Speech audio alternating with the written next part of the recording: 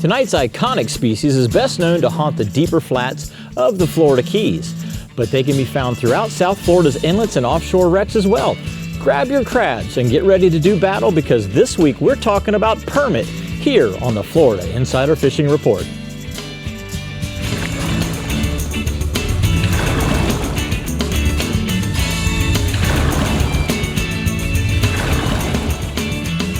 Welcome to the Florida Insider Fishing Report, presented by Yamaha.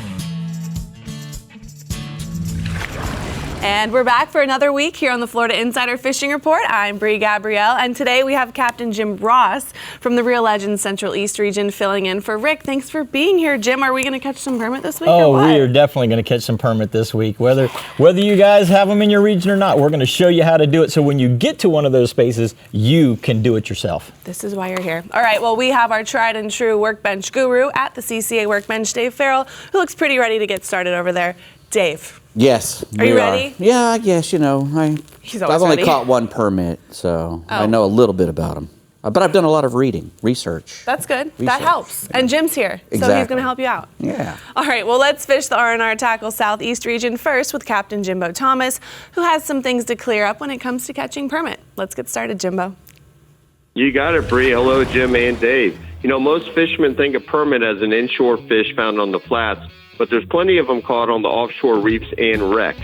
Now, regardless of where you're fishing for these permits, they can be caught throughout the year.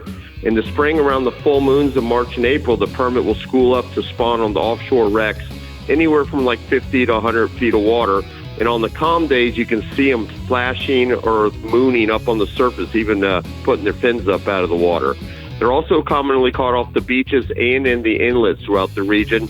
But by far the most popular way to hunt permit is on the flats. Now, when the wind blows pushing in lots of sargassum weed, those permit can be found along the edges of the flats and the channels, and they're feeding on the small crabs and shrimp that are holding in that seaweed. And then when the wind drops out and that weed doesn't get pushed into the bay, that's when it's best to look for them tailing, mudding, or just cruising on the flats. You want to look for flats with hard bottom that hold crabs, sea urchins, and other crustaceans that those permit feed on. And regardless of where those permit are, the best bait by far is a live silver dollar blue crab, small crab, and they very rarely will pass up a crab if you get it right in his path. Live shrimp will also work. Pink 1/8 to quarter ounce skimmer jigs and crab pattern flies are great permit baits. Now, Captain Joe Gonzalez, he's been fishing finding the permit on the inside and outside flats from Soldiers Key south to Angelfish Creek. And lately, he's been fishing on the hard bottom oceanside flats in 2 feet of water. And then around the Ragged Keys, he's been finding schools of 7 to 12 pound permit on the incoming tide. I got a photo here. This is young legend Michael Falk with one of 4 permit caught with Captain Joe Gonzalez in Biscayne Bay. Very nice, Staying Michael. inshore. Very nice. Yep, that's a great catch. Well, the catch and release snook fishing in the inlets is one of our other great inshore bets. The snook are schooled up in all the inlets of the region. They're being caught on live pinfish, pilchards, herring, and croakers. You want to fish those baits near the bottom, fishing with a Jupiter rig. A lot of these snook have been in the 20-pound range, so you want to use at least 50-pound fluorocarbon leader and 5/0 to 6/0 circle hooks. If you don't have any live bait, you can try working flare hawk jigs or 4 to 5 inch bass assassin jerk baits along the bottom. Now, both the incoming and outgoing tides have been good when the water has been murky. Otherwise, the outgoing tide has been good early in the mornings or late in the afternoon into the evening. There's also been snook roaming the beaches, especially in the north end of the region from Boca Inlet to Lake Worth Inlet. These fish can be sight fished early in the morning off the beach or by boat using live croakers, pilchards, or 4 to 5 inch jerk baits in green and white and pearl colors. Moving offshore, we're still finding dolphin offshore on a daily basis, and the size seems to have gotten a little bit better. We're still finding some schools of small fish, but the bulk of these mahis we're catching are in the 5 to 8 pound range, with a few larger fish mixed in. And just like in the past month, the fish have been offshore anywhere from 8 to 15 miles. Look from around sargassum weed, floating debris, and also under birds. And the larger fish have been traveling to the south. Now, the few of the fish are being caught on the troll with rig ballyhoo, small lures, and small feathers. Once we locate a school, we're casting small live baits, pilchards, small blue runners, or cut bonita and ballyhoo. There's also been some bait under some of these bigger weed patches and floaters. So you drop your sabiki rod under those, catch some of these small blue runners, and that's what those dolphin are really feeding on. And then the nighttime snapper fishing has been excellent throughout the region, especially for the mangrove snappers. There's also been some muttons and yellowtails mixed in. And with this heat we've got, getting out in the evening is not too bad of an idea. Now, the snapper have been hanging on the outside reef in 40 to 80 feet of water. They're being caught on dead sardines, silver sides, and pilchards, fished on the bottom using a knocker rig. You want to use 20 to 30 pound leader and 1/0 to 3/0 circle hooks. Captain Wayne Kahn aboard a Reward party boat out of Miami, he's been fishing along the outside reef line of Government Cut, finding mangroves from 2 to 6 pounds, and he says the bite some nights hasn't started till after 10 o'clock at night. Now, there's been some pilchards and goggle eyes coming up in the lights. They're catching those on R&R sabikis, putting them back down for bait, and the larger fish have been on those fresh livelies. But still, the sharks have been a real nuisance. They've been eating a lot of the fish that they've been reeling into the boat. Hey, thanks, Jimbo. I got a quick question for you. What's the difference between a Jupiter rig and a knocker rig? Because you mentioned both in your report tonight. Well, Jupiter rig, we're putting a swivel up about 3 feet above our bait, or even 4 feet, and then so it's a small space that your weight is. Where a knocker rig, your weight is right on top of your hook. So this is holding your weight a couple feet above, so your weight's bouncing on the bottom, but your bait is off the bottom a little bit. Excellent explanation, Jimbo. Sure does, buddy. Thanks, bud. We're going to take your hot spots for the southeast region from here. Jimbo says, look for snook in the inlets, off the beaches, and early mornings, and in the evenings as well. And both live baits and artificial baits are working right now. And then offshore, hunt for dolphin from 5 to 15 miles around patches of sargassum, floating debris, and under birds. All right, Jim, now up is our starcher on Central West region with Captain Jeff Page, and he's giving us all of the permit catching goods. Go for it, Page. All right. Well, I heard Jimbo mention that permit are more known for their shallow water down in his region. Well, here, although we do get smaller permits inside the bay, our best permit fishing is, like he said, out in the Gulf over structure. And the cool thing about it, Bree and Jim, is any time of year it can happen, but the warmer months, those fish are going to be up on top. You're going to get to see them. A lot of times you can watch them even take your crab. July, August, some of the hottest months can be epic, especially when we have light winds in the morning like we did this morning. Would have been a really good morning to get out permit fishing. What the guys like to do, and now with the Rodan trolling motor working so well with that anchor lock system, you can get up on your structure, hit your Rodan anchor lock, and stay off at a full cast or a cast and a half, and fire in your little crabs in over the structure, and maybe put a split shot on one and free line one. And you'll figure out which one works better very quick. And then it won't take long to catch a few really nice permits. Like I said, they do come in the bays, and that's usually when the cooler months, November, December. But like I said, the most of the time on the reefs is our best permit fishing, and summertime is the biggest one. Captain Jason Stock's been doing real well on them off Anna Maria in that 7 to 11 mile range. And I've got 2 pictures tonight of happy clients, one with Jason Stock out of Anna Maria, and then the second one with Kaylin Olayer, the flying Hawaiian out of Stump Pass Marina. Staying offshore, the Gag Grouper. Gag Grouper bite's been really consistent. Along with the red grouper, it's been a really good early summer for both the groupers in our region and all the bottom species as well. The gags seem to be holding in as close as 70, but I talked to a guy this afternoon, said about 110 to 130 has been your best bet. And pay attention to your machine, looking for those bait stacks on areas of hard bottom where it spikes up a little higher. A lot of times those big gags will be mixed in there with that bait. Live pinfish, squirrelfish, and even big threadfins have been working real well on knocker rigs or standard bottom rigs. Gotcha. I've got a gag photo tonight of my good friend Captain Josh Prunier out of Bradenton with his dad, Mike Prunier, and his good friend Rob Emery with a big old gag grouper they got with Josh. They look mighty happy. Ooh, that's a big one. Well, let's see what you got going on inshore, Jeff. All right, inshore, I said it last week, or maybe 2 weeks ago, these afternoon showers have started that water to get tannic, and it's got the redfish fired up. I guess different baits come out of canals and rivers and stuff when we get all that rainwater, and the redfish are fired up, and a lot of times you're not going to see them unless they're pushing on top because of the tannic water. But boy, once you get on them, you can throw lures like the sea shad by Saltwater Assassin in that golden brim pattern with a 1/4 ounce chartreuse jig head, or if you like simple, 1/4 ounce Johnson weedless gold spoon. Just cast it and wind it. You want to get up and use live bait? Fish up around the mangrove edges of Terracea or Palmasola Bay right now on the higher stages of the tide with either cut chunks of pinfish or ladyfish or live pilchards. As the tide drops, you might want to put a cork on it.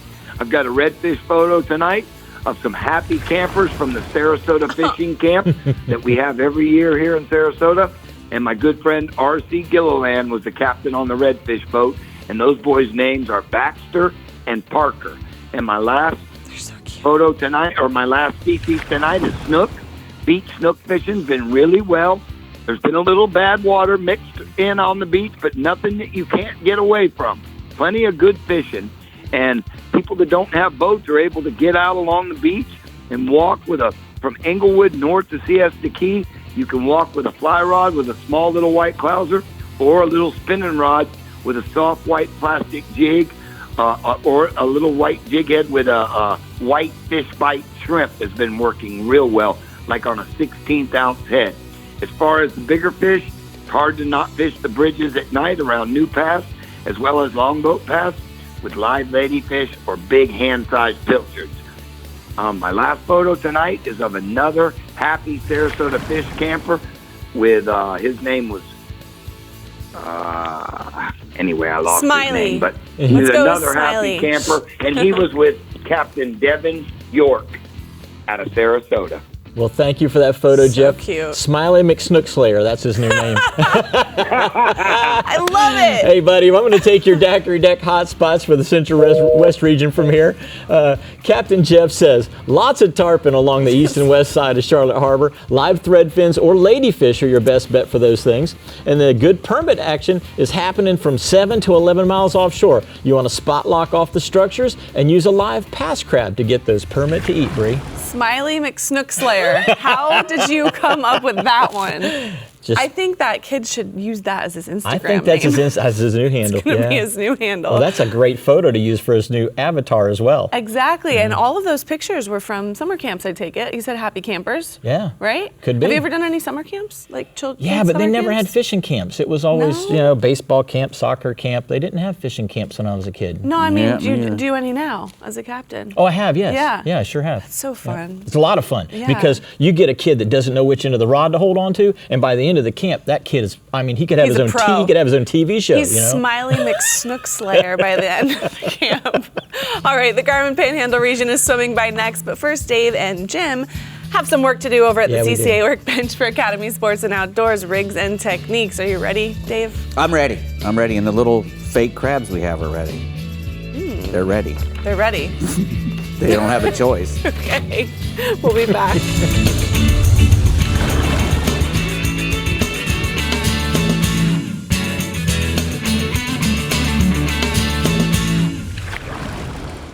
And we're here at the Academy Sports and Outdoors Rigs and Techniques at the CCA workbench. Yes, sir. So we've got some stuff on our CCA workbench here, Dave, that looks like Permit may just eat this stuff. Rick's making me work tonight. Usually when he's here, he's the permit guru. He lives down there in the South Keys. He's caught one or two. And catches a lot. We're lucky because we're the only people in the United States that really gets a good shot at. There might be a couple down there in Mexico and Texas, but Florida's the spot. If you really want to come and catch permits, there's some places down there in Mexico where you can catch them, but Florida is the main place, and the Keys are the hot spot. Definitely. And you heard him talking about catching them on the flats. That's that's the big thing, you know, is to try to catch a permit on the flats, especially with a fly rod. Once you do that, you know, you've done something. It's a hard fish to catch because he's got a great big eyeball. Oh, yeah. He's broad fish. He's a jack, so he's very strong. All the jacks are very strong fish. Athletes. Exactly. Athletes. They're athletes, and so he's a great fish to target on the flats. Although he's very skittish when he gets up on the flats. You also heard all these guys telling about how they catch him in deep water on the reefs and wrecks. Yeah. That's their normal place. You know, once they get up on those flats and stuff, you know, that's like they're scrounging for some good crabs and crustaceans. You know, they like hard bottom flats. Well, they're so a that's what jack, doing. so they're accustomed to moving in quickly through water. Correct. You know, a lot of people don't really think of permit as fast fish, but when permit are on a flat, they're much faster than they are out on a wreck. They're moving and they're looking and they're creating, in many cases, a V-wake down the flat. And so that's what a lot of times you can see them on those deeper edges. You'll actually see the push on a calm day. And like you say, long cast, because they got big eyes. Right. They can see a long way. If you're up there waving the buggy whip around, they're like, oh, looky there. And they get spooked real quickly, Yes, too. they do. You know, Yes, they and do. that's the bad thing. And so those long casts are really important. Especially with the fly rod, if you can make a 50-foot cast, or 60-foot, and it's got to be an accurate cast too, because they'll snub even a really good cast a lot of times. They get real picky and finicky, and they don't want to eat that. Now, when you're going out to catch them out on the big flat, I mean on the wrecks and stuff, the reefs. I heard you actually got to go do that a couple of times in the Keys. So like you were saying on the flats, you want to use a lightweight, small hook type of a scenario in your crab, and you and I kind of agree that you know, hooking them in the side is better than hooking them in the front or the back. Right. So you want to come in the side, and a lot of times you can find a little socket on the crab that you can get it. The blue crabs have a little swimmer fin on the back. I'll pop those off and run the crab up through there, and then you know, maybe just a little split shot. Just to give it a little extra weight. But sometimes the crab, if it's calm, the crab can fly pretty good because, you know, a dollar-sized crab is fairly heavy. You're throwing it on light line. Light leader, because they've got, once again, good eyes. They can see really good. But out on the wrecks, that's where I've actually caught more fish. And you know, I find that throughout my Central East region, 50 to 80 foot wrecks seem to hold more permit than any of those. A wreck like the Mana Camp is a great wreck. It's a long way from the port. Not a lot of people go to it, but when you get there, there's a lot of times in the summertime there's permit there. And what we do there is we use a jig head like this Bass Assassin. And one of the things, where did that other one go? Here's one. You got it? Oh, I took that other one away. Oh, okay. So the ones that have the barbs on them here, Or 3 or 4 of them in a row. Or 3 or 4 like little cones don't work as good. So this Bass Assassin has just this little tiny stopper on it, and that's it. And what you want to do is you want to run your crab, once again, sideways up through it like that. And if it's a bigger crab, you can actually kind of thread it like you would a worm, where you would take it and thread it into the crab a little farther and have it come out like this. And that way the jig head is hidden a little more, and yet the crab itself is still got plenty of hook gap between the point and the shell, and that's imperative. When they bite it, you've got to be able to get be a gap. Get that gap in there to hook those fish. Right. But that is probably the #1 way that I catch permit when I catch them, either in the Keys or up in the Central Florida region. The smooth shaft also, when you're trying to push those cones through a hard crab, it breaks the crab. It cracks the crab. It cracks in the same way with any kind of crustacean, really. So it's better. Now you're going to be using like a 3,000 or a 4,000? No. The size tackle we have here, like a 4 to 6,000 even size reel. Is there some big fish? They'll get to 30, 35 pounds. Right. I mean, a Jack Crevalle that's 30 pounds, you're not going to throw a 3,000 reel at that fish. Correct. Well, you can. Yeah. You want to spend some time. If you want to turn it from a 1-hour jack to a 2-hour jack, then But tackle up and use a larger reel like this.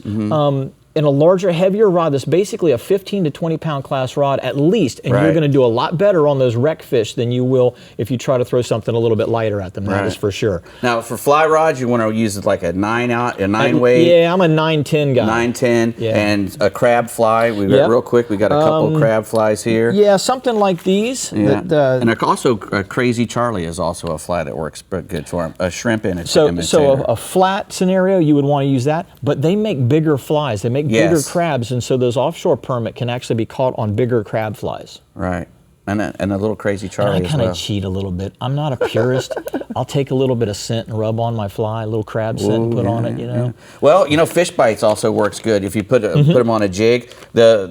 I catch them in the surf. You catch them in the surf. All the way up to Playa Linda Beach and Cape Canaveral. I use fish bites, and if you're really wanting to target a permit in the surf, a calico crab on a single dropper rig, a little bit off the bottom. That's the thing to do it from Fort Pierce all the way up to where I live.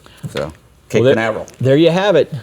Jim, you're not a purist. David- You rubbed some crab juice on there. Rub some juice on it. Crab That juice on them. That was really cute. All right, let's venture into the Garmin Panhandle region and see what Captain Pat Deneen says we're going to be catching this weekend. Get us excited, Pat. Hey, Brie, permit are caught in the Panhandle, but not targeted because they're fairly uncommon. But speckled trout, on the other hand, are a different story. We've had a fair amount of rain in the Panhandle this earlier this month, and a lot of fresh water has pushed the trout into the lower bay systems. In Choctawhatchee Bay, the trout fish on the flats near the Mid-Bay Bridge and the Eglin Runway flats has been pretty consistent and productive in 3 to 5 feet of water. Topwater baits like the Berkeley Chapo or the Jaywalker will get bites and are great topwater baits, but there's been a lot of floating bottom grass, just basically floating grass on the surface. And depending on the wind direction, it can be a real problem, especially for multi-treble hook topwater bait. So take a rig of bass to South saltwater shad, weedless with a worm hook if you want to put a little pinch weight on the hook if you want a little bit extra weight. Use darker colors in this darker stained water. And there's a photo sent in by Captain Wes Rozier in Pensacola of a very nice trout they caught on a topwater bait over in Perdido Bay. So he's been on them over there as well, pretty consistently. Moving on, hot late July days are when triple tail fishing heats up, and it's been hot, and the triple tail fishing is heating up. They're targeting them in the eastern part of our region around Indian Pass, Apalachicola Bay, West Pass, and the Gulf side of St. Vincent Island. Additionally, a lot of sargassum has been pushed in from offshore into the inshore waters of Walton, Gulf, and Bay counties, and a few triple tail and some small mahis are showing up around the sargassum. But wherever you're fishing for the triple tails, look for floating structure like sargassum, crab trap floats, lumber or driftwood, a live shrimp or minnow under a float on medium spinning tackle is a pretty standard approach for them. But if you want to fly fish for them, and since they are on top and it's a sight fishing game, fly rods are a great way to go for them. Use shrimp patterns and streamers in like an 8 to 9 weight rod. Triple tail average 3 to 5 pounds, with fish pushing 20 pounds are possible. And then moving offshore, the recreation season for red snappers is quickly drawing to a close, but there are still some good red snappers being caught, in addition to some really nice mangrove snappers. Bottom structure in 70 plus feet of water, either natural bottom or man-made structure is where you want to find them. You may have to wade through the triggerfish, especially in the shallower spots, because the triggerfish have been pretty savage. Use a live cigar minnow or a herring on a slip sinker rig with 3 to 5/0 circle hook. On the more pressured spots, go with light leaders, sometimes as low as 20 or 30 pounds to get the bite.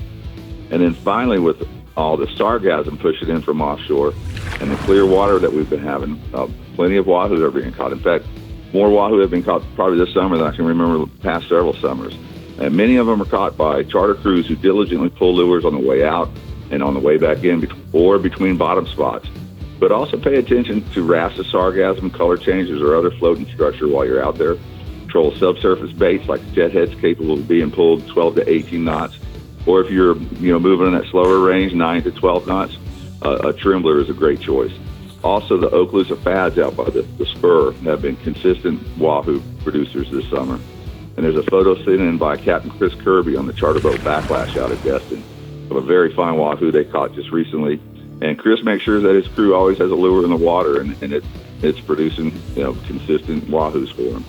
And then, hey guys, it's not too late to get involved with the CCA Star Tournament. Multiple species are targeted, and the biggest fish is not always the winner. Additionally, tag redfish are swimming in all the regions, and they could win you a truck or a new fishing boat. So it doesn't take much to join, and the rewards are huge. Well, thanks, Pat. We appreciate that report. That's a beautiful wahoo picture, Yeah, too. I'd take it. Yeah, That makes my mouth water. Does I'm it? not gonna lie. I haven't had raw fish, so don't even get me started, Jim.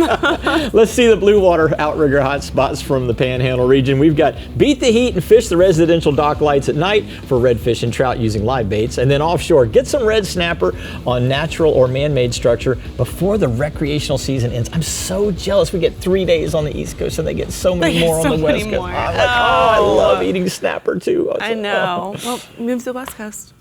That's a good idea. It's very simple. All right, Floridians, with nearly $500,000 in prizes and scholarships, plus the Pathfinder and Spider boats still available, the CCA Florida Star Competition presented by Yamaha has plenty of reasons for you to get registered. There are 17 divisions with inshore and offshore species offering many ways to win. And yes, you can even enter a permit in the conservation division for your shot at winning.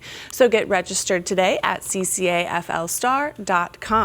And coming up next, we're seeing what the Alvey Reels Northeast and Alta Construction Equipment region has to offer us next. So make sure you stay hooked right here, only on the Florida Insider Fishing Report. Oh, good job. We'll be back. All right, welcome back. It's time to explore the Alvey Reels Northeast region with Captain Tommy Derringer and see what we can reel in for some weekend fun. Talk to us, Tommy. I know you're having lots of fun right now. I am. I'm actually down near Randy, down in the Keys on vacation, having a blast. And, I wish I could say we catch a lot of permit up in our region, but, we really don't see too many permit here in the Alvey Cycast Reels Northeast region. When we do, it's usually a bycatch when people are fishing for pompano. But permit and pompano fishing in my region, it's mostly a beach fishing thing. But we also catch some nice African pompano offshore, so that is a different type of pompano permit. But the permit that are caught here are usually caught along the beach, mixed in with the pompano during their migration. But there's a few caught on some of the nearshore wrecks, but it probably would be pretty rare. Now, I spoke to a few of the best surf fishermen around, and they tell me they catch a permit or two every year. And you know what? They're pretty big fish, sometimes in that 15 to 30 pound range. Now, there are a few things to look for when targeting them on the beach. The first is going to be some clean water. Second is you're going to want to make your cast right to where the waves are breaking on that outside bar. As the waves crash, it disturbs the bottom a little bit and in turn kind of confuses the bait, and that's where those fish are going to be feeding. Now, that's where that Alvey Cycast reel is going to really help you easily get way out there. Now, the third thing is the bait. A lot of times when the pompano and or permit first hit the north end of our region, we're going to use small live shrimp, but as they work their way south, the guys tell me you're probably going to want to switch it up to a sand flake. Now, many of those beach anglers, they also do really well using those fish bite strips. Now, as far as the rig goes, most people are going to use a Pompano rig with either a white or yellow bead along with a 1/0 circle hook. Now, on the offshore side of things, the mangrove and mutton and vermilion snapper bite continues to be good this week, even after that full moon. A lot of the captains have been coming back with limits of big mangoes and muttons and vermilions, and it seems like it's been a pretty good mixed bag aside from that this week with some groupers, amberjacks, and some triggerfish mixed in there as well. Now, most of the bigger mangoes, they're being caught in that 120 to 140 feet, but you can get into some decent ones a little closer in.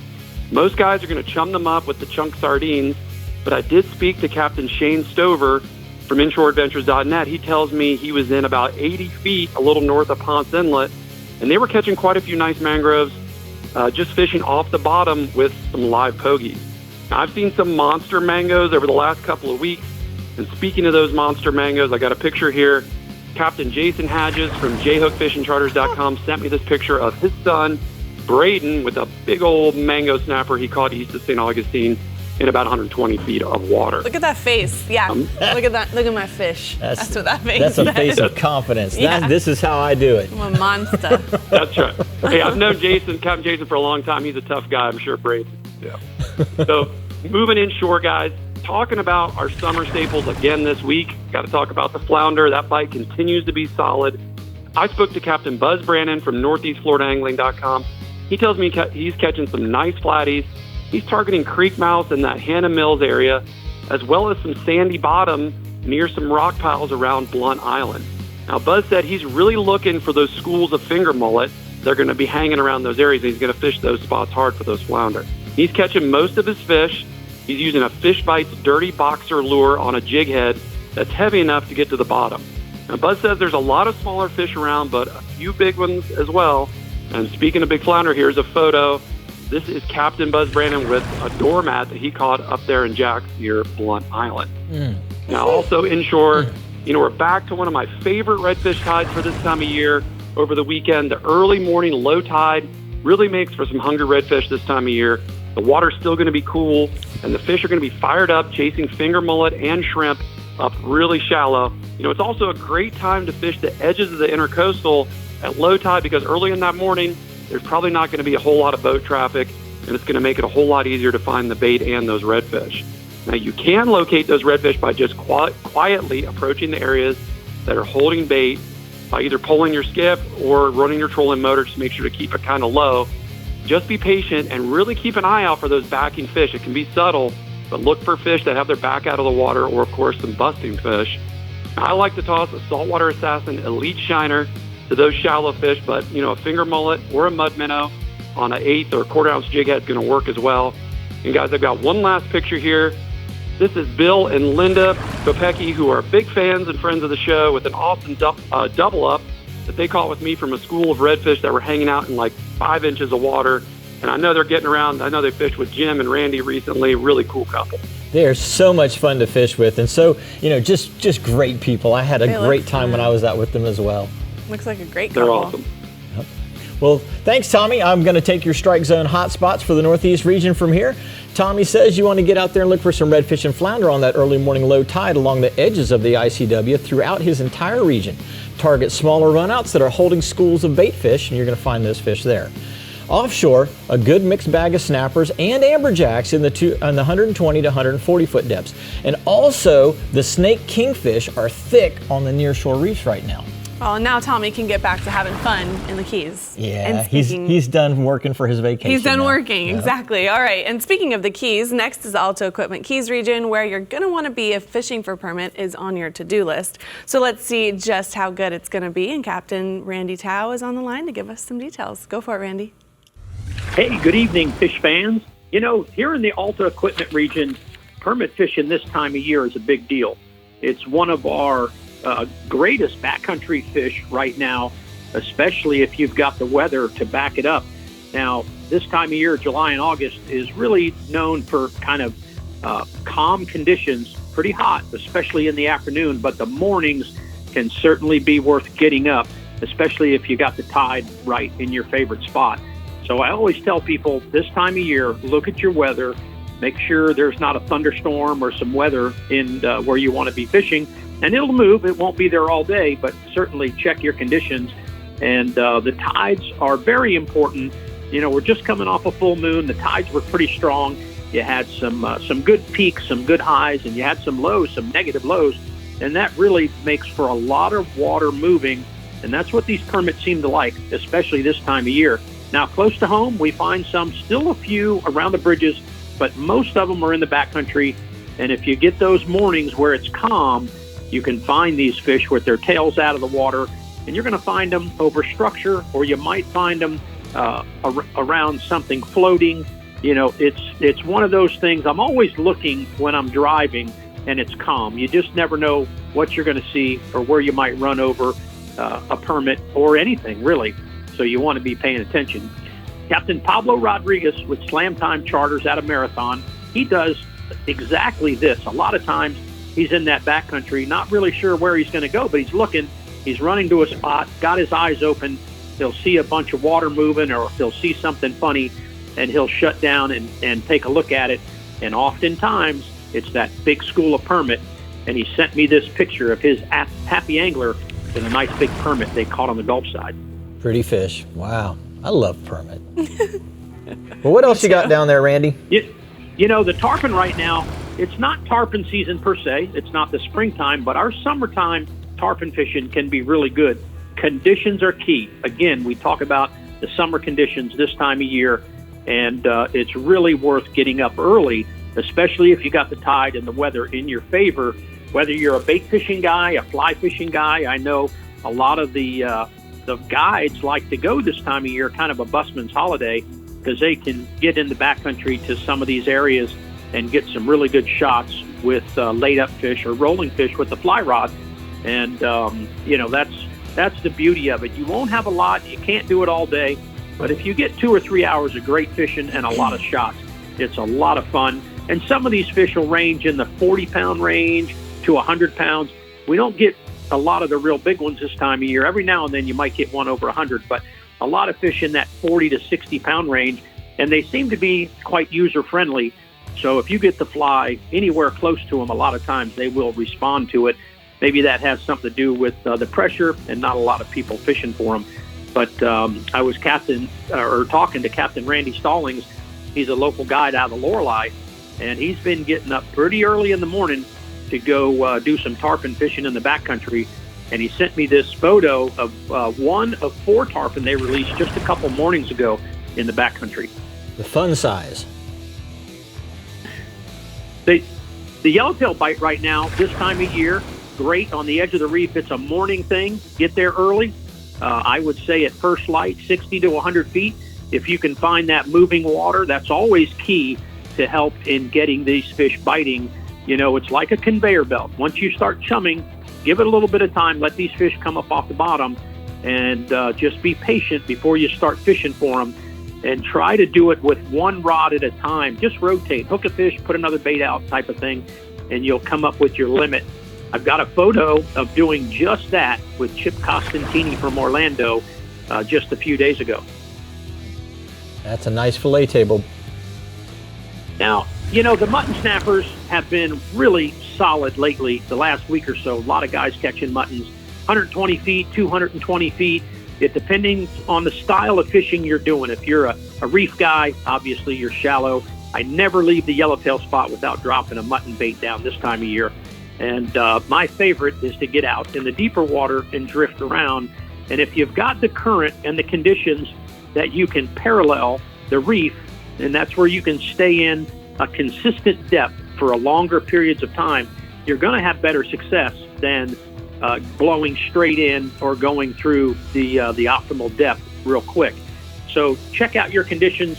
Live crabs, pilchards, cigar minnows, a long leader is what you're going to need to get bites. I've got a photo of Jeff Robeson from Lower Matacumbe with a pair of muttons he found in the deep water. Randy, that mutton bite, it's always been tricky for me, but guys that stay in those depths and consistently catch good fish come home looking with stuff. They come home with stuff just like that, and that's a key thing, is staying in the right depth and don't blow through it, like Randy was saying. Thanks, Randy. We're going to take the hot spots for the Florida Keys region from here. Randy says, you want to look for the tarpon. Check your tides and conditions for the day before you leave the dock. Leave early for best results. And then offshore, your yellowtail, you're going to find moving water. Anchor in 60 to 100 feet. Start chumming and be patient. Wait until you see them before you actually start fishing.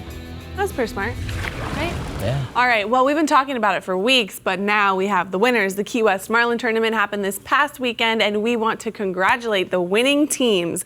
Seahawk with 400 points for Blue Marlin, Blue Heron for 400 points for Blue Marlin again, and then Toddy Time, you got 400 points for White Marlin. So congratulations to all of you winners. Sounded like a fun tournament. Oh, that looks like a lot of fun. Marlin is still on my bucket list, so maybe one day I'll get to fish that tournament with somebody. Hint, hint. Hint, hint. Someone reach out to me. All right, if you've ever wanted to fish with Captain Rick Murphy, now is your chance thanks to Florida Coast Equipment. The grand prize winner will get a day of inshore fishing with Rick and 2 friends. And the second prize winner will have their choice of inshore or offshore fishing with the Fiffer guide of their choice and 2 friends. So head to floridacoasteq.com/fishing with Rick for more information on how to get registered. And good luck. We've been fishing with Rick a few times. It's pretty fun. It's a lot of fun. I enjoy fishing with him because he keeps you on your toes and keeps it light. It's not serious. It's get out there and have some fun and catch some fish. And as a guide, that means a lot. It does. It does. Takes a lot of pressure off of you. Exactly. All right, we're checking in with our Real Legend Southwest Region Captain coming up next. And Dave is on top of his Taco Marine new product game at the CCA workbench. Good finds at iCast or what, Dave? Yeah, man. Yeah, man. My buddy John Frazier at Sims came through. Look at this. Very nice. Waterproof jacket. Sims, they make good stuff. Make good stuff. I'll have to Oh, that was inappropriate. I'm not even going to You're say not it. gonna have it. We'll be back.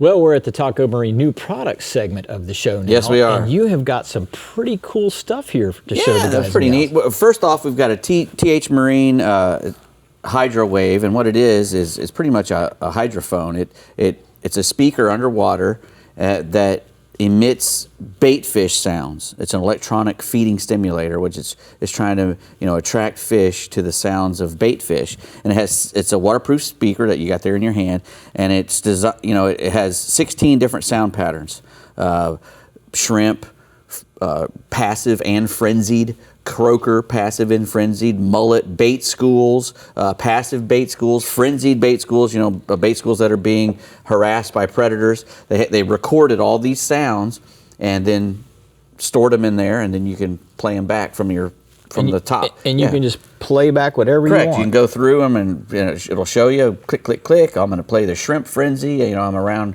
redfish today inshore. If I'm offshore the next day, you can click, click, click, and get a mullet school and put it on. So it's, putting that sound out, those sounds and vibrations underneath your boat the whole time. It's a pretty cool thing there. It's 16-bit CD quality sound.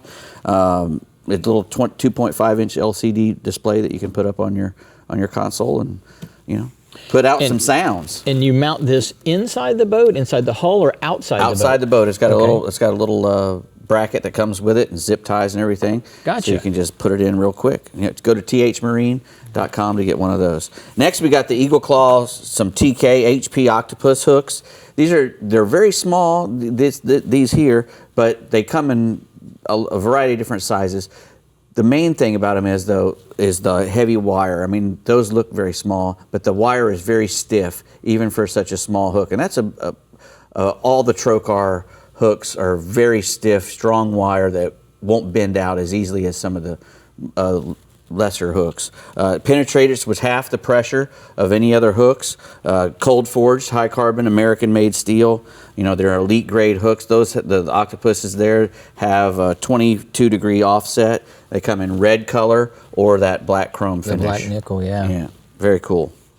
Very cool. This is a very Catch everything, important those thing octopus to hooks. have Yes, sir. at this time of the year. Especially in Florida, it rains every day usually, and Simms makes great rain gear and wading gear. This is a 3-layer. This is the Simms CX fishing jacket. It's a 3-layered, waterproof, completely waterproof. Comes in woodland camo or black. That's the black version right there. Small, all the way up to 3XL. That zipper you just worked there, that's a fully submersible, self-healing zipper. Keep all your stuff dry. You can put phone, your wallet, your phone correct, in there. You put a Twinkie in there and it'll be fine. I like this. Very this good. To me is very important. That's reflective. Yeah. And on the back, it's also on underneath your arms. The Simms, very, very nice adjustable sleeves to keep water from coming in and out. Yep. Really big dry pockets on each side, and a good zipper right down the front with a waterproof backing as well. Nice big pockets. Right. Good stuff. You can't beat it. Like I said, we got a nice big roll around. Go to SimmsFishing.com to pick up that CX fishing jacket. This is too big for Rick, so I'll just take this one. No, that one's mine. Magellan 75 quart. This is a wheeled cooler. You can go to Academy Sports and pick these up. As you can see, it's got a nice big handle on it so you can roll it around, which is great because all these big coolers are pretty heavy even when they're empty, but they're heavy because they have really thick walls and can keep ice. This cooler is really cool because you can open it up from either side. You can open it up on this side. You see it's got a really nice seal here that it's really tight, so it'll keep ice forever. Really neat about this cooler is you can open up both sides and you can use it as a big thing at a party. You can just take the lid right off and have people reach in and get their stuff. And like I said, it rolls around. It's all got stainless steel and even really good handles for Nice little just grab regular handles. handles. Yeah. So you can pick it up and move And the it wheels around. the wheels are big enough that you can do something with them. Well, Exactly. They'll go on beach and all kinds of stuff. Great stuff. This Hydro Wave, man, that cooler, everything here was fantastic. Everything is looking throw great. it right on back to Brie. I know. Even you two gentlemen in your Real Legends outfits. Yeah, isn't that nice? You guys look great. And if you like what we're wearing and want to find more styles, make sure you text Insider to 97108 for a link to reallegends.com. All right, the Real Legends Southwest region is now up, and Captain Ron Houston is telling us about catching permit and more. So go for it. Well, like always, it's a pleasure representing the Real Legends Southwest region. You know, the permit, they can be caught throughout the whole region, and it's going to depend on our winter in the early part. If the water temps start to warm up as early as April and stay warm until late October and maybe start cooling a little towards November, depending on where it really starts cooling off, is when it's going to be early and late bite. But it's been a great bite actually all through the year. But mostly a nearshore or offshore bite. When it concentrates on structure, wrecks, you're going to concentrate on schools of fish. You can either sight fish them on top or getting on the structure. Now, with all the storms we've had over the years and the structure that's been in the water, a lot of the structure's been beat up and moved around with the currents. So even off to about a quarter mile away, due to the structure getting beat up over the years, and they will move to them smaller pieces. Now, note, there are noted public numbers you can physically look up on wrecks and artificial reefs that you go out on your own and target. But one of the coolest things now is you really don't have to anchor anymore like we've talked about over the years. The latest technology in trolling motors with the anchor mode really makes it easy. Now, I'm currently running one of the newer Rodans, and I see they introduced that new Rodan at ICAST, so look out for that coming up here in the next few months. But they make it in a variety of sizes and shaft lengths that will do the job depending on the size of your boat. So no more throwing that rope out and then have to release, anchor ball, and go back. 5,000 series reels, 30, 40-pound braid, depending upon what type of structure you're fishing, 30 to 60-pound fluorocarbon, and generally the number one bait, if you can get it, is going to be the live crabs, is going to be the best, but you can use a variety of bucktails, especially bright-colored ones tipped with shrimp, or going out with strictly using some live shrimp. I've got a couple photos of two guys in the region that are always successful, Capt Corey up to the north and Brian Sanders to the south. These are the permit these guys have been catching actually all through the year. Still on the offshore side, the red groupers. Reports from the north, Capt Corey McGuire, he says Fort Myers Beach to Stump Pass, 90 to 100 feet. But then the reports to the south are exactly about the same. Wiggins to Marco from Captain Mike Avanon, he's saying 85 to 100 feet. Both captains report they're using the same things, cut baits like sardines, the squid, herring, but also if you can get you some fresh bonita on the way out, alternating baits, but also nothing beats some live pinfish or live cigar minnows. The most important thing is these guys have been telling me, and I experience when I go with them, you got to be on the bottom and you got to feel the bite. If you're in a bunch of fish and you drop down, everybody's getting bit and you're still sitting there, you haven't felt the bite, your bait's gone, rebait. If you're in the area where you start finding these good-sized fish, you really don't have to venture far. Just keep an eye on your bottom, find it as you're moving the spot to spot. You should see these fish off the bottom. And I got a nice picture of a variety of red groupers and red snappers that were just recently caught on a trip while fishing with Captain Mike Avanon. Now, the inshore side, Captain Danny Latham up to the north says the fish seem like they're starting to school up, and it's really about that time of year. Some really nice fish showing up right now near the passes, Boca Grande, Captiva, and redfish. He's telling me the smaller groups or single fish still seem to be on the flats along the east side from Pirates Harbor to Two Pines, as well as the Smokehouse area. Like always, these guys coming with pilchers, using live pinfish, or you can cut the tails off, use them on a knocker rig, or cut ladyfish on the bottom. Especially on your higher tides, you want to get those baits up under the mangroves. But nothing beats a topwater walk the dog lure early morning, especially in your bone, your chrome and chartreuse. Get a picture of a nice oversized redfish wild caught recently while fishing with Danny. Last species is going to be the Snook, 10,000 Islands, Pavilion Key to Lossman's River. Concentrate on fishing the outer Gulf Islands, especially on the higher stages of the tide. But on your lower stages of the tide, you want to hit the edges, the points with current, troughs, and blowdowns. Now, in the last 2 weeks, we have gotten so much rain, the guys are starting to not figure this out. You want to try to get up in your middle bays and up as far as you can go. Find that freshwater current. You're going to be surprised how many snook are stacked up in these freshwater areas, which actually they should be on the outside, but with all the freshwater we've gotten lately in the last couple weeks, there still are plenty of fish up in the middle bays and up towards the back. On the outside, you can chum with live pilchers or herring. You can use cut ladyfish and mullet on the bottom knocker rig, a variety of topwater walk the dog lures. 1/2 ounce and 3/4 ounce gold and silver spoons, and the Bass Assassin 5-inch die dapper and Houdini. Chico's ready or in a snowstorm. I got a picture of a nice fish caught by Ray Cutler Jr. And I will tell you, I mentioned that freshwater middle base. I've been tearing them up once I find them in that current. Nothing beats a Cutter 90 by Berkeley. Boy, that's a nice looking fish. Hey, thanks, Ron. Here's the Caddy Can hotspots for the Southwest region. Captain Ronnie says trout Cape Hayes to Devilfish Key, Jug Creek, and the West Wall. You want to hit those places with noise-making corks and a soft plastic shrimp or paddle tail under it. And then offshore, mangrove snapper from Fort Myers Beach to Stump Pass on the 75 to 90-foot wrecks and ledges. Heavy chumming will get those fish fired up for you.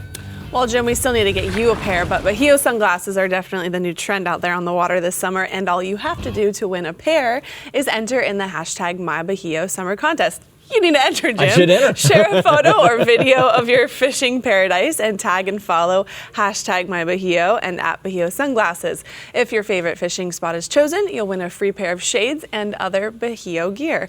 One winner will be chosen every Friday all summer long. Wow. Friday is your day. What a great report. You should enter. I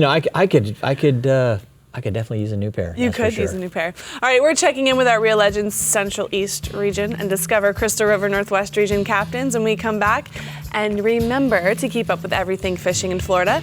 Make sure to head on over to our website, like us on Facebook, follow us on Twitter and Instagram, and to see new fishing adventures along with reports, subscribe to our YouTube channel, Captain Rick Murphy. We'll see you soon. Welcome back. We're headed straight into our Real Legends Central East region and getting a live in-person report with Captain Jim Ross. So Jim, what are we catching this weekend? Well, we don't have a lot of permit in our region, so I thought I would focus on something that we do have a lot of right now, and that is cobia. Now, both of those fish like to eat crabs, so if you like to throw crabs, this is another opportunity for you to get them out in front of those fish. So right now, most of our cobia are in the reefs and wrecks that are in about 60 to 90 feet of water.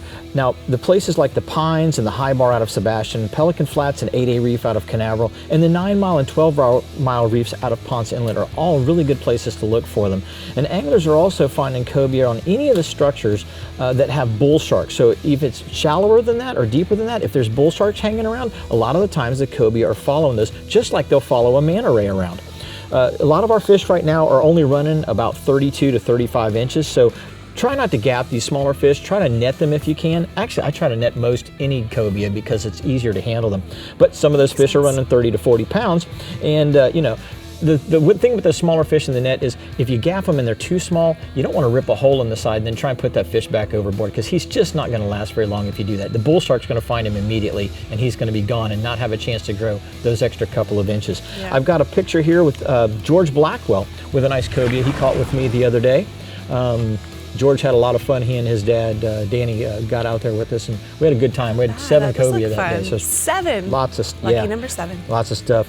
So the other thing we want to talk about offshore is the king mackerel. And right now, the big smoker kings are starting to show up in our nearshore regions, through nearshore waters throughout the entire region. Right now, you can see them skyrocketing in as shallow as 10 feet of water because there's a lot of bait real tight to the beach. You can also find them in those midway depths, those 20 to 45 foot depths, and then of course you will find them out on our 60 to 80 foot reefs as well. Now our average beach king right now is running about 15 to 20 pounds, but you're going to get some of those fish that are going up into that 38, 40 pound range. There's some really nice ones. I've got a picture here of Paul Gratch. He was out with me this past week with one of the fish that he and his son got on that trip with me. So there's some decent sized fish out there right now. Swinging inshore, we're going to talk about the tarpon. Actually, our inshore and offshore is blurred this week because the cobia are in shallow, the kingfish are in shallower, the tarpon are in shallow, but they can also be out a little deeper. I've seen them out in the 55, 60 foot depths as well. But most of the tarpon you're going to find right now are 50 to 150 pound class fish. They're eating mullet, croakers, pigfish. They're eating a lot of different things. Pogies, you can just slow troll them, drift them through the bait pods, and you're going to find those fish rolling and busting bait first thing in the morning right at the surf break. And then as you get farther offshore, you're going to find them hanging deep around the bait pods. So like I said, doesn't matter where you fish right now, anything inside of about 50 feet, you've got the opportunity to catch a tarpon. I've got a picture here of my son, Captain Justin Ross, and one that he did a lip grab on the other day for his customer. Nice, Justin. And then last is snook. Right now is you can't harvest these fish, but it doesn't matter because you can catch and release these fish all day long, and they are a fantastic fight Big snook are schooling at Ponce Inlet right now, Port Canaveral, and Sebastian Inlet. And they're going to continue for the next couple of weeks being in big schools. Best way to find them is a live croaker. Put that croaker down on a slip sinker rig or a knocker rig, and you can get that bait right down to the bottom. Try and get a little away from the rocks though, so that you don't get cut off or hung up in the rocks. And then you can also fish pogies and other pilchard style baits or herring style baits like pilchards with a jig head, and stick that jig head out the nose of that fish. Don't pin the lips shut, just go in the mouth and out the top of the head, and let that swim down those edges of those rocks, and you're going to find some really nice snook. I've got a picture here of Danny Whiting with one that he caught the other day. Most of our fish are running about the size of this one, you know, the 34, 36 inch size fish. And there's a lot of them out there, Brie. I know you've fished around Jupiter a lot. Oh yeah. But those That's snook are moving huge. farther north, and Sebastian and Ponce Inlet and Canaveral are getting great numbers of snook right now. So big this is ones, something too. anybody can go out and do. And live baits are key though, guys, in the daytime. At night, not so much, but in the daytime, you got to have the live baits. And those croakers and pogies are working the best. All right, well, thanks, Jim. That was great. I loved you sitting here right next to me telling me your report. All right, let's look at the Rodan Marine Systems hotspots for the Central East region. Go ahead, Jim. Well, like we just said, snook at all 3 inlets. You're going to find them around the jetties and in the channel edges. Use live croakers for fish to 40 inches. And then offshore, our cobia in place of those permit. 60 to 90 foot structures, slow troll with live baits around there, and you're going to find a lot of those fish are going to come up. So have a pitch bait like an R&R jig ready. That Upperman jig in the 1 ounce size with a fish bite on it is working really good for these fish right now. There we go with those fish bites again. Love them. Love them. Yeah. All right, my Real Legends lovers, now through August 3rd, get Real Legends graphic tees for men and ladies for only $9.99. Don't miss out and head over to reallegends.com and get your shop on. We'll have to go do that. Get some nice t-shirts. All right, now let's discover what the Discover Crystal River Northwest region has to offer us with Captain Jeff Hageman's help. Get us ready for the weekend, Hag. Permit are one of my favorite to go target, and we've got some great permit fishing in my region, especially the southern half. We usually get our big fish. Usually show up at the beginning of March in good numbers offshore on our reefs and wrecks. Excuse me. Our schoolie fish, our 10 to 20 pounders, aren't usually far behind them, and they'll show up in greater numbers. We can get schools of 100 fish on some wrecks at times. Dollar size crabs are the best baits out there. A permit has a really hard time passing up a crab dinner. You want to use a 25 to 40 pound fluorocarbon leader, depending on the water clarity. A 2-aught to 4-aught trocar circle hook works really good. If you can't get crabs, and 16th to an 1/8 ounce chartreuse jig head with a tail hook shrimp on it will work sometimes, but if you got that crab, it's almost a guarantee if the fish aren't pushed off the reef and spooked by other anglers out there.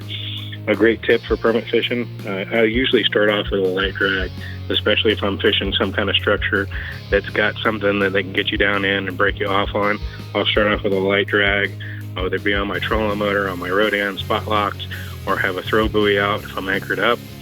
And that light drag will make a long searing straight run. You can break off, go chase them down, tighten up the drag, and fight that fish without losing as many, and then come back to your anchor ball or come back and spot lock on your trolling motor. That'll keep you from getting cut off, because usually on those big permit, they're going to dive down on that wreck. If they got too tight a drag on them, if you let them run off the wreck, you can get away from the wreck and get away from stuff that gets cut off on. And that's a little tip that'll get you some more permit to the boat. Staying offshore, Captain Rob Davenport of Big Nasty Charter says the grouper bite right now has been really good in 150 to 200 feet of water. He said, get out there early, though. The bite's been slowing down by about 10:30 a.m., so you want to be out in the water and be on your spot before the light comes up. Small ledges and bait stacks seem to be the key. Knocker rig with 8 ounces of lead, 7-aught trocar circle hook with 80 to 100 pound fluorocarbon leader, depending on the bottom you're fishing. If you've got a really rocky bottom, you might want to bump up that fluorocarbon just to give you a better chance to get them out of the rocks. Bait of choice has been cut squid or threadfin herring. As the bite slows down, don't be afraid to drop down those vertical jigs. They've been working really good. And be prepared for sharks. There's a lot of them out there right now. So get those grouper to the boat as quick as you can. You can try and keep them away from the sharks. And I've got a great picture here of a nice gag he caught this week. Look at that thing. Whew. Well, let's swing inshore and see what you got going on over there, Jeff. Captain Jimmy Huddleston of CaptainHud.com reports out of Ozena Fish Camp. Says the inshore snook bite's been really good. Early morning hours before the heat of day. The heat of day has been slowing everything down. Tides have been the key factor to catching the big fish. Staging up on those deep drop-off, big baits, heavy tackle will help you get some more bites. Big grunts, big pinfish, ladyfish are great weapons for snook fishing laid up in those strong currents. 3 ounces of lead along with a nose hook bait will keep your bait right in the target zone. Allow anglers to get a true presentation in that tide and entice those big 20-pound fish that are out there. 40-pound fluorocarbon leader is a must in those swifter tides to get them back into the shoreline. Staying inshore, Captain Louie of Florida Fishing Adventures out of Ozella Keys Marina reports a great redfish bite right now on the outer islands of St. Martin Key. Bait of choice has been a live pinfish on a 4-aught trocar circle hook with about 36 inches of 20-pound fluorocarbon leader. You want to throw your pinfish right into those large schools of mullet around rocky banks and wait for that hard thump, and you might catch one like this. I got a photo here of a redfish caught by Captain Louie this week. I tell you, Jeff, your red fishery has gotten stronger and stronger, and that's just a fantastic testament to you guys putting those fish back in the water and letting them live. That's just fantastic. It really helps having this fishery and this hatchery here, getting those fish pumped out. I'll tell you. Well, I appreciate the report. We're going to take your Ozella Keys Marina hotspots from the northwest region from here. Captain Jeff says, snook along the beaches and passes. You want to free line those live pinfish and sardines there, and then offshore. Mangrove snapper on the high relief structure in 10 to 70 feet of water. Use a tailhook shrimp or a live small pinfish on a knocker rig. Well, Jim, I don't know if you've noticed over yonder in our garage over here, this beautiful Chevy 3100 hot rod that you will have a chance to win. All you have to do is purchase raffle tickets at ccaflorida.org/hot rod. I know I have, and if I win, I'm going to thank Rick a lot, but you know. Dave's like, I'm winning. He's laughing over there in the corner. Anyways, we've got one last region up our sleeve, and that is the Fish Bites East region with a report you will not want to miss. So stay hooked on the one and only Florida Insider Fishing Report, and we will be right back.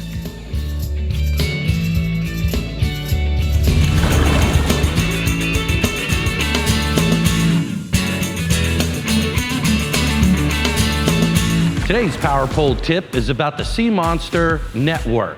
As most of you know, Power Pole has always been a technology-driven company and will continue to innovate new products and technologies now and into the future.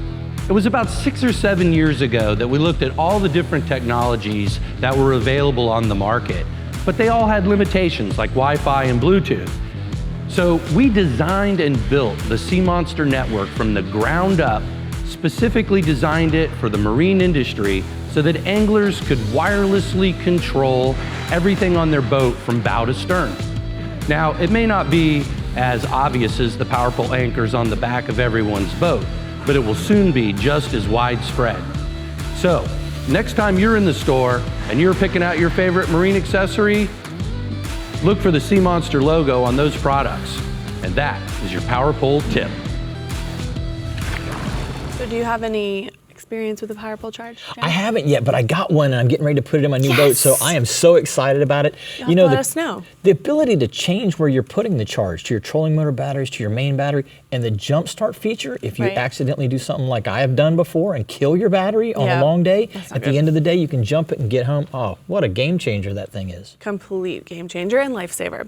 Well, if a few permit world records don't convince you to fish the Fish Bites East region, maybe Captain Mike Holliday can. Go for it, Holliday. Well, you know, Brie, all our permit fishing is in the ocean, either on rock piles or other structure along the beaches or on the offshore reefs and wrecks, or else, you know, in the outflow of the St. Lucie power plant. And at times, we'll also see permit at Lake Worth and Juneau Piers. That's where some of those world records came from.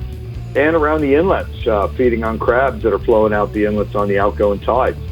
On the beach, the fish will travel in singles and pairs and small schools, particularly off Jupiter there. Offshore, they tend to be in larger schools, more like spawning aggregations of, you know, 50 or 80 or 100 fish or more.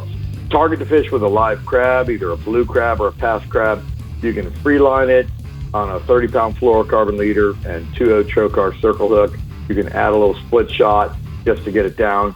You can even add a saltwater assassin 1/4 to a half-ounce green or red jig head to the crab, particularly around the wrecks. That works really well.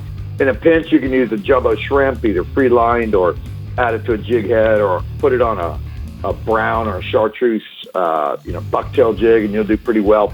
The average permit in my region is going to be like 15 to 25 pounds, but there's a lot of big ones that are caught. I have a photo there. That's Captain Cody Rubner of Stewart with a nice permit he released on the beach. He caught that fish on a live crab. Now, the other bite we have going on, the water temperatures dropped along the beaches last week on the northern end of the region, from like Vero Beach down to Fort Pierce. That pushed a lot of cobia in from offshore into the beach and blows them up on the surface, make them easier to find. Most of the fish on the beach are on big stingrays, not manta rays, but big stingrays, although there's also been some cobia on manta rays and on turtles. Offshore, the Loran Tower Ledge and the 6 Mile Reef are also producing cobia, as are the reef off Jupiter right down there on the roll down at like 120. But those guys are more incidental catches for guys that are bottom fishing. When the cobia are around, like this time of year, you want to have a spinning rod rig with an R&R cobia jig or a chartreuse didapper with a 1-ounce jig head. You want to have that rig before you leave the inlet, because a lot of times the fish just pop up out of nowhere and you just get one chance at them. But if they're around, they'll also eat just about any live bait you have, whether that's a thread fin or a sardine or pilchard or a grunt or live shrimp or crab. They're just kind of garbage cans. So, whatever you really have in the box. They do like chartreuse on plugs. The average cobia in our region is going to be 10 to 30 pounds, but there are some bigger fish. I have a photo of a cobia. That's Danny Gonzalez of Orlando. He caught that nice cobia. He caught that on the sand pile off Stewart. He caught it off the back of a big shark. Well, let's swing inshore, Mike, and see what you're catching in there. Well, the full moon brought the main biomass of snook into the inlets and onto the beaches throughout the entire region. So places like Hope Sound Wildlife Refuge, the south side of Lake Worth Inlet, Normandy Beach in St. Lucie County, and that stretch of beach just south of Fort Pierce Inlet, they're all seeing good concentrations of fish. You want to target them with anything that looks like a bait fish that's moving along the shore right now. That means, croakers, pilchards, threadfins, sardines, even whiting will work right now. In the inlets, you can fish live baits free-lined, or you can fish them on a Palm Beach rig. On the beach, most of the guys free-line everything, and you can throw small lures like a 4-inch copper juice or gray ghost colored sea shad. A lot of guys are throwing bait fish flies in either white or chartreuse right now and doing really well, particularly down at the wildlife refuge. Thing you want to remember, season's closed, so handle the fish carefully. Make sure you revive them before you release them. Average snook in my region is going to be around 12 pounds. I have a photo of a snook. That's Mike Sweet of Stewart. He caught that nice snook in the inlet on a live pilchard. The other inshore bite is the sea trout bite. That's picked up in the Indian River in St. Lucie and Indian River counties, with a lot of school fish being caught. And they're catching them in really from anywhere there's grass, from the double bars off Middle Cove to Pete Stone's Bar to Bear Point to Queens Cove, and moving all the way up to the moorings flat. There's also been a good nighttime bite around the docks and the Indian River, around Nettles Island and around Joe's Point. That's a little further south, which is nice to see some fish there. The bite's been very early in the morning. You want to be on the water in the dark, throwing top water plugs, or soft plastics like a saltwater assassin, blue mackerel colored sea shad, or a live shrimp under a quick cork. Look for the diving turns. They're going to mark the schools of the juvenile bait fish. That's what the trout are hanging around. They also look for mullet rippling the surface of trout around the mullet schools if you can find them. Fish seem to be around bait and around the sandbars and around the grass. Average trout in my region is going to be 1 to 3 pounds. Well, that's a pretty comprehensive saltwater report. Let's see what's going on with the bass in the freshwater this week, Mike. Well, we're starting to see more of a shad bite on Lake Okeechobee, particularly at first light. Water levels are at 13.5 feet, and the rains have cooled the water off a bit, but the bite is still early in the day. Although, it will pick up in the afternoon if the rains cool things off.